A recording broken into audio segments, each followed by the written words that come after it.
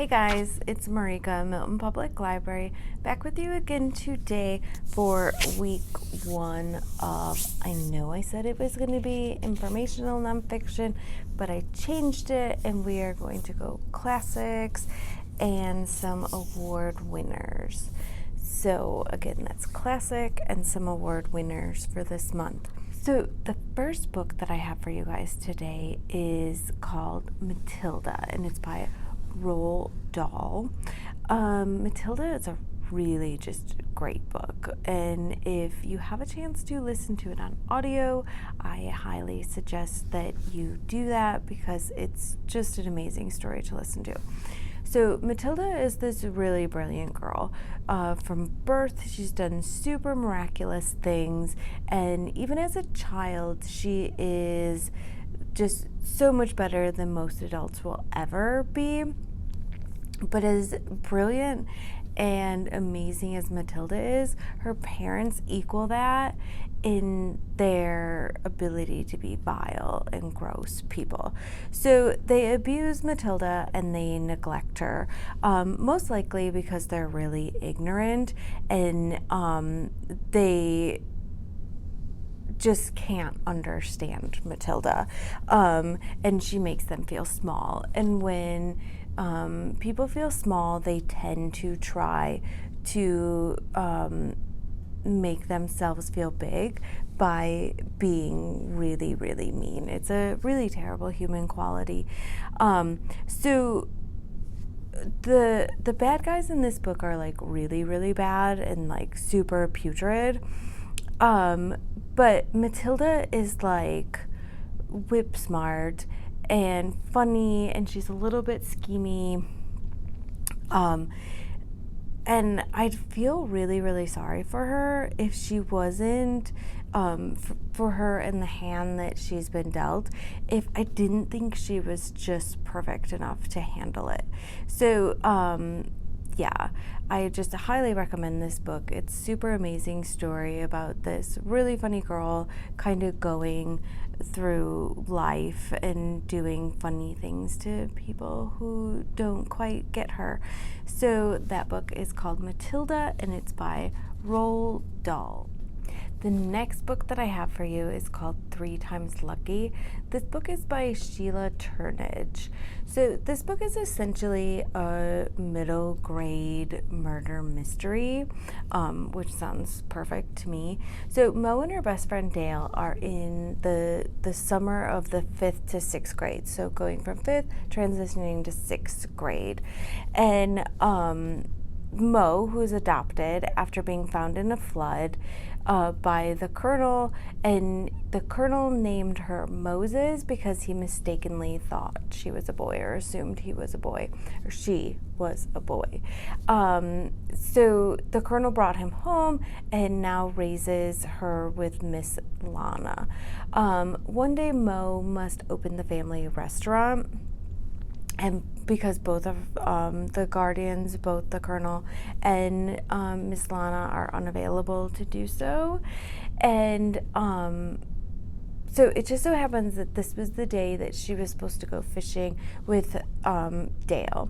So now Dahl borrows Mr. Jesse's boat to go fishing, and he just forgot to inform Mr. Jesse that he was borrowing his boat.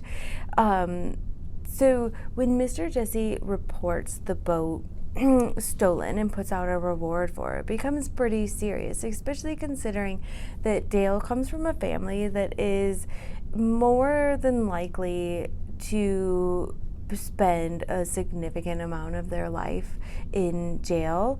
So it's just thought of in this town that Dahl has to be trouble also. It becomes pretty serious because Mr. Jesse reports the boat stolen and asks for a reward, and then it becomes even more serious when Mr. Jesse ends up dead. So since Dahl comes from the family that he comes from, everyone just automatically assumes, well, Dahl stole his boat, Dahl is the prime suspect now in the murder of Mr. Jesse. So not Mo So now Mo and Dahl must solve the murder to ensure that Dahl doesn't go down for something that he didn't do. So the book is called 3 Times Lucky, and it is by Sheila Turnage. The next book that I have for you is Charlotte's Web. This book is by E.B. White. This story, I'm sure everyone has heard of, but if you haven't read it, and even if you've seen the movie, is an absolute just emotional roller coaster. It is one of the saddest, most sweetest, delightful books I think that there is.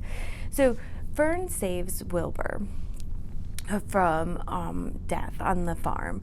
Wilbur was born the runt, and he was having a really hard time, and he was really sick when he was born. So it's just naturally thought that you just get rid of him, you put him out of their misery. But Fern just would not let that happen, and she swore that she would take care of this pig, and she would bring him up, and she'd do it all by herself. So Fern succeeds, and Wilbur grows up to be this really happy, healthy pig. But the other side of farm life is that means one day Wilbur will go to the fair and be bought to be put on someone's table at some point. Wilbur is enjoying his life, and life on the farm is so much fun, and the characters are absolutely just hilarious. And these animal characters, the way that they're portrayed is exactly how I would perceive if animals could talk and have human qualities, that they would behave.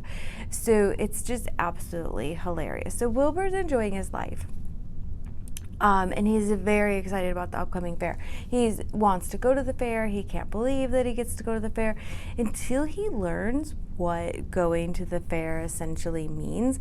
And then he's trying to escape the farm, and he wants to get away. And when he can't, he's just absolutely just miserable and sad, and he can't believe that this is what a pig's life amounts to on the farm.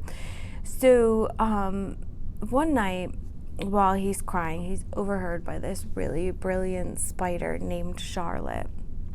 And she decides to do something amazing with her webs in hopes of mayhap saving Wilbur. So they all go to the fair, and just great, amazing things happen. And just, again, I can't emphasize enough how much the characters in this book are just so awesome. They really are. They're so awesome. So this book is just brilliant.